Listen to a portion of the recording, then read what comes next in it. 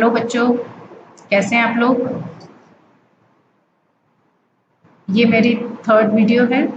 इससे पहले 2 वीडियो में मैंने आपको सेल के बारे में बताया था और इसके अलावा सेकंड वीडियो में मैंने आपको डिस्कवरी ऑफ सेल के बारे में बताया था। आई होप कि आप सभी लोगों ने एक रजिस्टर मेंटेन किया होगा जिसमें मेरे गिवन नोट्स को आपने कॉपी किया होगा। देखो बच्चों, यदि आप कॉपी कर रहे हो तो आपके पास एक कंप्लीट नोट आने वाले हैं। मेरा इसमें कोई अपना बेनिफिट नहीं है। टाइम पीरियड ऐसा है जिसमें कि आप मुझसे नहीं पढ़ पाएंगे, डायरेक्ट कांटेक्ट में नहीं आ पाएंगे। केवल इसीलिए मैं एक एफर्ट कर रही हूँ, उस एफर्ट को कर रही हूँ जो मुझे खुद से भी नहीं आता है, जो कंप्यूटर चलाना है। That I have to take lots of help. Okay, तो आप लोग भी मेरे इस एफर्ट को लाइक कर सकते हैं, ठीक है। तो एटलीस्ट आप लाइक करके मुझे बताइए कि मैम आपके एफर्ट्स फ्रूटफुल हैं, these are going in right way. कुछ आपको प्रॉब्लम लगती है तो आप कमेंट कर सकते हैं, ठीक है। तो अभी मैंने 2 वीडियो में आपको जो नोट्स दिए हैं, यदि आप पूरा एक कंप्लीट रजिस्टर बनाना चाहते हैं तो बिल्कुल पुरानी दोनों वीडियो देखिए और उसमें से सभी चीज़ें आप लगातार अपने रजिस्टर में लिखते चले जाइए। Then after few time period you will found that you are having a very good kind of notes. Okay, अब देखो हम तीसरी वीडियो में हम लेकर चल रहे हैं कंपोनेंट्स ऑफ सेल। हमने वहाँ पर एक फ्लो चार्ट से बात किया था कि कंपोनेंट्स ऑफ सेल केवल अकेली चीज़ नहीं है। रॉबर्ट ब्राउन ने हमें बताया कि इसमें एक न्यूक्लियस भी होता है। पर्किंसन ने हमें बताया कि इसमें एक प्रोटोप्लाज्म भी होता है, ठीक है। प्रोटोप्लाज्म के अलावा जिसमें साइटोप्लाज्म भी होता है, साइटोप्लाज्म में डिफरेंट ऑर्गेनल्स भी होते हैं, ठीक है। अब कंपोनेंट्स ऑफ सेल क्या हैं? कंपोनेंट्स ऑफ सेल्स हैं plasma membrane, nucleus, cytoplasm and cell wall. तो ये इनके 4 काइंड्स हैं। इस वीडियो में हम केवल कवर करने जा रहे हैं प्लाज्मा मेम्ब्रेन। तो केवल और केवल प्लाज्मा मेम्ब्रेन के बारे में आप पढ़ेंगे, ठीक है। अभी आप अपना रजिस्टर लीजिए और just write the heading components of cell and then write these 4 types of components and then on another one page write the heading plasma membrane. Okay, because in next slide you are going to get the complete points for the plasma membrane. आप उसे copy कर लीजिए और अलग अलग sentence को learn कर लीजिए। हर सेंटेंस एक क्वेश्चन की फॉर्म में है, ठीक है। Plasma membrane. सो बच्चों, first point of plasma membrane is it is the outermost covering of the cell. Therefore, it is also known as cell membrane. अब देखो प्लाज्मा मेम्ब्रेन जो सेल की बाहरी प्रोटेक्टिव लेयर है उसको फॉर्म करती है, ठीक। इसलिए हम प्लाज्मा मेम्ब्रेन का एक नाम और हो जाता है सेल मेम्ब्रेन। तो बच्चों ये बहुत इंपॉर्टेंट बात होती है। बच्चे बहुत कंफ्यूज हो जाते हैं कि ये कभी प्लाज्मा मेम्ब्रेन बात कर रही है मैम, कभी सेल मेम्ब्रेन बोल रही है, ठीक है। तो ये दोनों ही नाम एक ही लेयर के हैं, ठीक। अब रीज़न अलग अलग है कि हमने इनको इतने अलग अलग नाम क्यों दिए। तो फर्स्ट रीज़न सेल मेम्ब्रेन का भी हो गया कि ये आउटर मोस्ट कवरिंग है, इसलिए हम इसको सेल मेम्ब्रेन कहते हैं। Another language we can say कि ये प्रोटेक्टिव भी होती है, तो इसलिए भी हम इसको सेल मेम्ब्रेन कहते हैं, ठीक है। Second point, it prevents movement of specific materials. Therefore, it is also known as selective permeable membrane. अब देखो प्लाज्मा मेम्ब्रेन का फंक्शन क्या है। एक्चुअल में प्लाज्मा मेम्ब्रेन हमारी बॉडी की आउटर कवरिंग, हमारी हर सेल की आउटर कवरिंग को बना रहा है।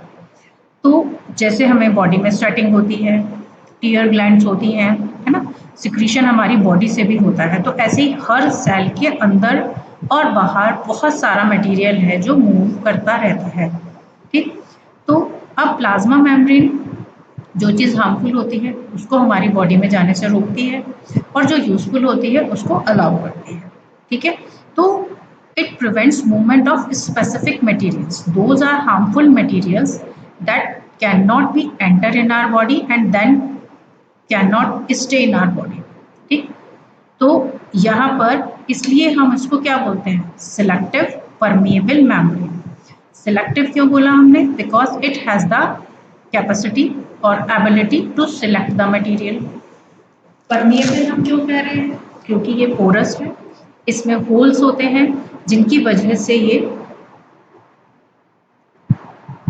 एंट्री और एग्जिट को परफॉर्म कर सकती है। तीसरा मेम्ब्रेन, क्योंकि ये मेम्ब्रेन फॉर्म में है इसलिए हम इसको मेम्ब्रेन कहते हैं। ठीक है, तो प्लाज्मा मेम्ब्रेन का एक नाम तो था सेल मेम्ब्रेन, दूसरा हो जाता है सिलेक्टिव परमिएबल मेम्ब्रेन। थर्ड है, it is made up of fluid like material. किससे बना होता है, प्रोटीन्स एंड लिपिड्स। तो fluid like material, fluid means जो लिक्विड होता है, तो फ्लूइड लाइक मटेरियल है इसमें प्रोटीन्स एंड लिपिड्स।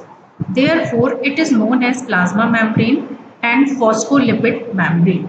अब देखो बच्चों, यहाँ एक नाम और आ गया इनके लिए कि इसमें प्लाज्मा किसी भी लिक्विड कंडीशन को कहते हैं। ठीक है, तो इस लेयर के अंदर प्लाज्मा मेम्ब्रेन फिल्ड रहता है, प्लाज्मा फिल्ड रहता है, इसलिए इसको प्लाज्मा मेम्ब्रेन कहते हैं। अब वो प्लाज्मा बना हुआ किससे होता है, बना हुआ होता है प्रोटीन से और लिपिड से। ठीक है, इसलिए हम इसको फॉस्फोलिपिड लेयर भी कहते हैं, क्योंकि प्रोटीन जो भी होता है वो फॉस्फोरस के साथ में अटैच होकर फंक्शनिंग करता है, तो ये फॉस्फोलिपिड मेम्ब्रेन कहलाती है। It helps in diffusion and osmosis. अब दो प्रोसेस हैं जो प्लाज्मा मेम्ब्रेन से कंट्रोल होते हैं। Diffusion means entry and exit of the air inside the body, और entry and exit of water in the plants and in our body. ठीक है, so that whole processes are known as diffusion, and another one, entry and exit of the water, is known as osmosis. Now what is diffusion? Okay, so here you have to write the heading diffusion now, and you have to write its definition. What is its definition? Movement of substance like air and water from high concentration to low concentration. So बच्चों ये diffusion है। Diffusion always take place from high concentration to low concentration. High concentration means जहाँ पर जो भी चीज़ ज़्यादा है, that is called high concentration. और लो कंसंट्रेशन मीन्स जहाँ पर जो भी चीज़ है वो बहुत कम मात्रा में है। ठीक है, तो वो लो कंसंट्रेशन हो गया। तो डिफ्यूजन किधर से किधर होगा, that it will take place from higher concentration to lower concentration. So simply it is known as diffusion. What is the example of it? Exchange of carbon dioxide or oxygen with external environment. In the morning time when you go for the walk, then you get more oxygen inside your body. Why? Because at that time your body is having the carbon dioxide, but in the outer atmosphere oxygen level has high concentration. So that's why always we prefer for the morning walk, morning exercises, क्योंकि उस समय oxygen का concentration बहुत ज़्यादा होता है, और यदि हम उस समय में मॉर्निंग वॉक के लिए निकलते हैं तो वो डिफ्यूजन कहाँ से होगा, और बाहर के एटमॉस्फेयर से आपकी बॉडी में होगा। Now see what is osmosis. बच्चों ये बहुत बहुत बहुत इम्पोर्टेंट टॉपिक होता है, इसको समझना और याद रखना बिना कंफ्यूजन के आप लोगों के लिए थोड़ा मुश्किल होता है, इसलिए इसको बहुत ध्यान से सुनिए। Osmosis, it is the passage of water from the region of higher water concentration to a region of low water concentration through a selective permeable membrane. ठीक है, अभी आपको मैंने बताया high water concentration to a region of low water concentration. Automatically जहाँ पर पानी ज़्यादा होगा और प्योर होगा वहाँ का प्रेशर ज़्यादा होगा, तो वाटर कहाँ से फ्लो करेगा, हायर कंसंट्रेशन से लोअर कंसंट्रेशन के। ठीक है, and through a selective permeable membrane, क्योंकि ये मूवमेंट एक लिविंग सेल के अंदर हो रहा है, इसलिए हम इसको बताएंगे कि ये प्लाज्मा मेम्ब्रेन के थ्रू हो रहा है। Selective permeable membrane is your plasma membrane और the cell membrane. Okay, So now in this figure also you can see that high water concentration is here, this side, okay, and another one side is the low water concentration. So this will move from that side, ठीक है, high water concentration से लो water concentration की तरफ move करेगा water. So that process is known as osmosis. ठीक है. अब osmosis is having three stages or three conditions of their solutions. So first solution is known as hypotonic solution. Okay. अब इसमें क्या condition है? हाइपोटोनिक सॉल्यूशन हम किनको बोलेंगे? When the cell gains water, if the medium surrounding the cell has a higher water concentration than the cell. अब एक water दो हमने वाटर लिए, दो पॉट्स में हमने वाटर लिया, ठीक है.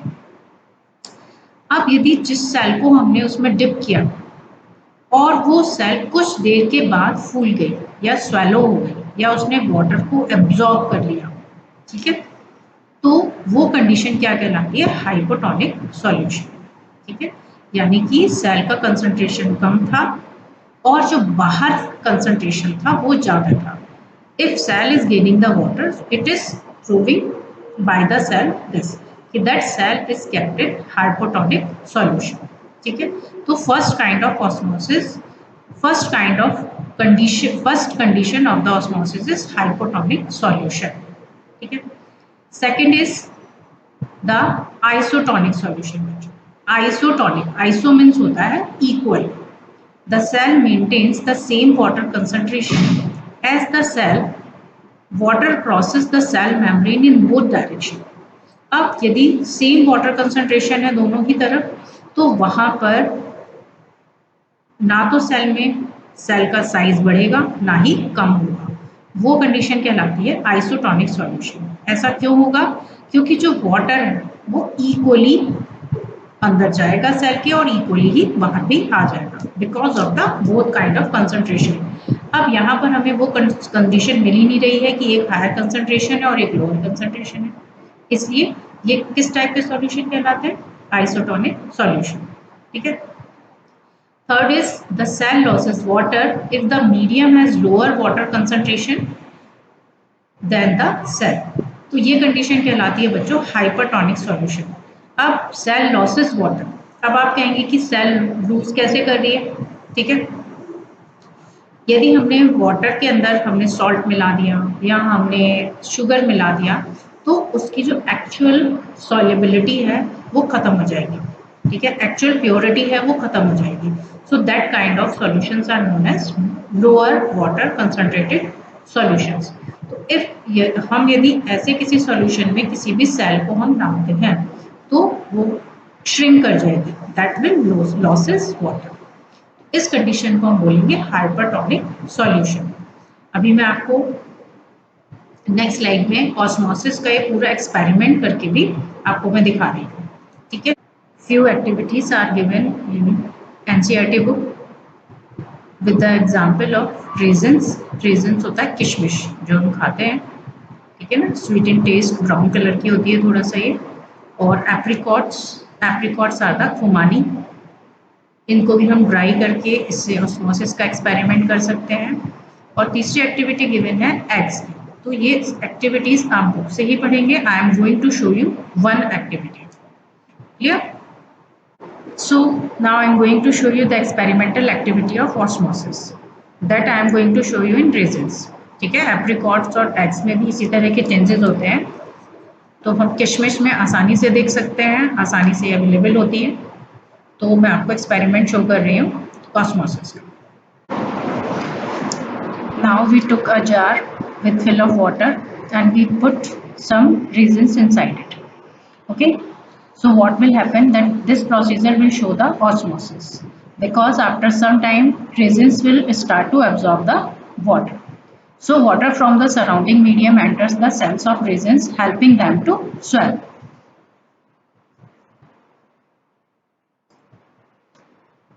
Process in which water moves from higher water concentration to lower water concentration through a semi-permeable membrane. So that's why it is a function of semi-permeable membrane or plasma membrane or cell membrane.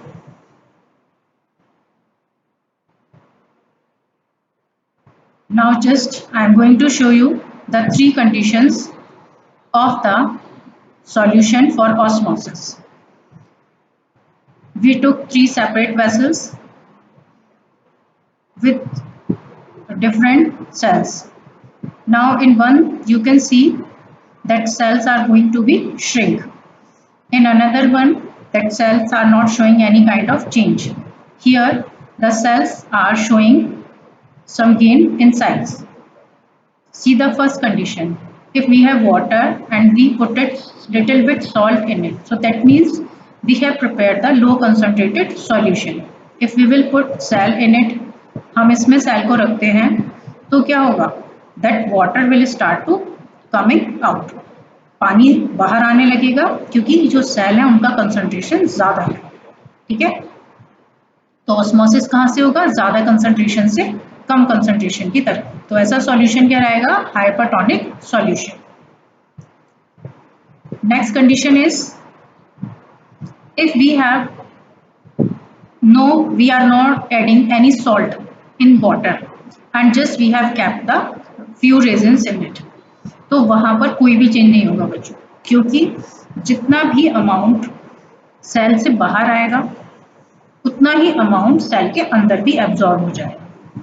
ठीक है, तो अब ये हमारी condition आती है